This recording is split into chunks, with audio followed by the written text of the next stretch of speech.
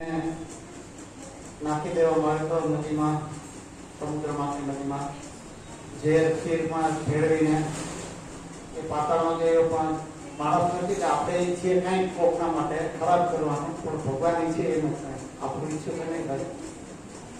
ભીનું ઊંડાનું 10,000 ગણું હાથીનું બળ લઈને આવ્યો. એને પાતાળમાં ગયો તો પાતાળમાં એના નાગલોકો વસતા હતા, જે ભોજ રાજા ના પૂર્વજ હતા. એના કુંતી માતા ભોજ રાજા ભોજના દીકરી હતા. તો એના નાના આના હતા. તો આને ઝેર પાઈ દીધું હતું. ત્યારે ઓલા નાગ લોકો આવીને એને ડસવા માંડ્યા. તો એને ઝેર ઉતરી ગયો. એ તો પરાક્રમ કરવા માંડ્યા નાગ નામ. તો એને આ બાળકને કોણ છે? તો લઈને રાજા પાસે એને ખબર પડી કે કુંતી પુત્ર છે અને આ તો આપણો મહેમાન કહેવાય. પછી એમને એ કટોરા પીવડાવે કે આ કટોરા પી જાય. એક કટોરામાં 1,000 હાથીનું બળ હતું. તો 10,000 કટોરા પી જાય, 10,000 ગણું એનું બળ વધી. તો આપણે કોઈનું ખરાબ કરવાનું ઈચ્છીએ તો એ આપણા કરતા અનેક ગણું બળવાન થઈને હાથમાં આવે.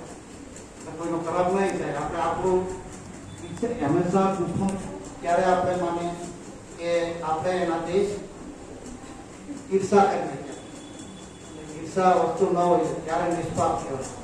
અર્જુનામાં નિષ્પાપ બતાવે છે. અર્જુન નિષ્પાપ. પછી શું કે છે કે આ વૈદિક શાસ્ત્રોની સર્વાધિક શુદ્ધ ભાગ છે અને તે મેં હવે પ્રગટ કર્યો છે. જે કોઈ મનુષ્ય આને સમજી શકે છે તે બુદ્ધિમાન થઈ જશે તથા તેના પ્રયાસો સંપૂર્ણ થઈ જશે. બુદ્ધિમાન કોને બનવો જોઈએ? બુદ્ધિમાન કોને કરવું જોઈએ? કોઈ કહેશે તમે? તમે કપિલ પ્રભુને તમે બે માંથી નહીં, બાકી કોઈ કહેશે કેટલા ટાઈમ બધા આવડતા? ગોપાલ પ્રભુ કપિલ પ્રભુ નહીં બોલતા. કોઈ કહેશે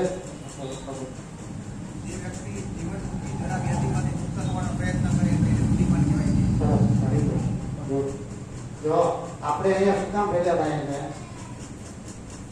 આપણે કેમાં ફસાયેલા છે બધા? જન્મ મૃત્યુ જરા વ્યાધિના ચક્ર. આ ચક્રમાં ફસાયેલા છે. તો એ ચક્રમાંથી બહાર આવવા માટે આપણે ભગવાનનું અહીંયા આશ્રય લેવા આવીએ. તો આ ચક્ર છે એ મોટું દુઃખનું કારણ છે.